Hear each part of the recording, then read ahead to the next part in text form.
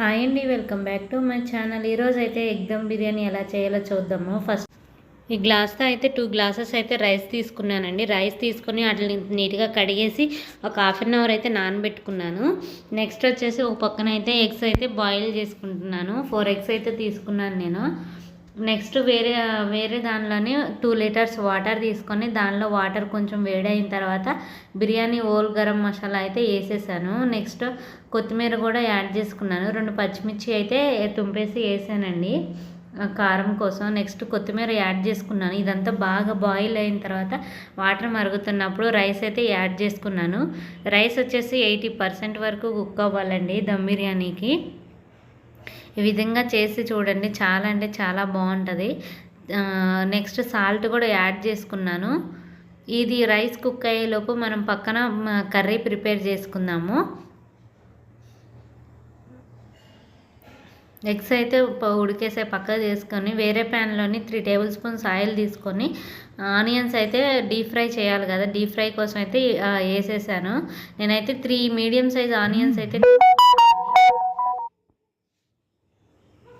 Rice almost cook అయిపోయింది, ఇంకా కొంచెం కుక్ అవ్వాలి. సో ఆనియన్స్ ఈ విధంగా ఫ్రై అయిపోతే సరిపోతుందండి. దీన్ని ఒక పక్కకు తీసుకుందాము. నెక్స్ట్ వచ్చేసి అదే ప్యాన్లోని 4 ఎగ్స్ అయితే ఫ్రై చేసుకోవాలి. దానిలో ఉప్పు, కారం, పసుపు వేసుకొని నేనైతే ఫ్రై చేసుకున్నాను ఎగ్స్కి. నెక్స్ట్ ఈ ఫ్రై అయిపోయిన తర్వాత పక్కకు తీసుకొని గరం మసాలాలో సేమ్ అదే మళ్ళీ బిర్యానీ మసాలా అయితే హోల్ గరం మసాలా అయితే యాడ్ చేయాలి.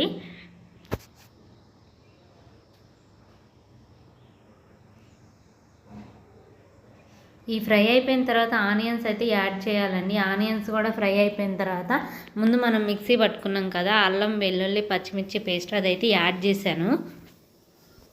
నెక్స్ట్ 2 టమాటాస్ అయితే పేస్ట్ అయితే పట్టుకున్నాను.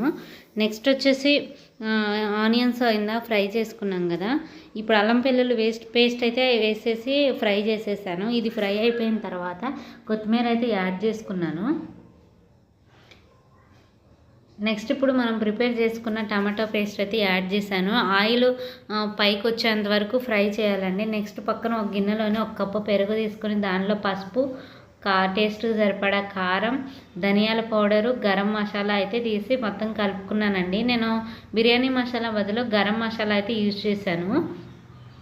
దీన్ని మొత్తం వేసుకొని దీన్ని అయితే ఇట్లా ఫ్రై అయిపోయేంత వరకు యాడ్ చేయాలండి. మొత్తం సగం అయితే ఒక గిన్నెలో తీసుకొని 2 లేయర్స్ కింద అయితే యాడ్ చేసుకున్నాను. నేను 2 లేయర్స్ కింద వేసుకొని దమ్ అయితే పెట్టేశాను. నెయ్యి కొంచెం యాడ్ చేశాను పైన.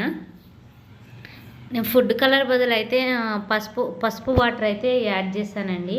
మీరు అవసరమైతే ఫుడ్ కలర్ యూజ్ చేసుకోవచ్చు. ఒకసారి ఈ విధంగా ట్రై చేసి చూడండి, చాలా అంటే చాలా వస్తుంది. మన ఛానల్ ఎవరైనా కొత్తగా చూస్తుంటే సబ్స్క్రైబ్ చేసుకోండి. Thank you for watching.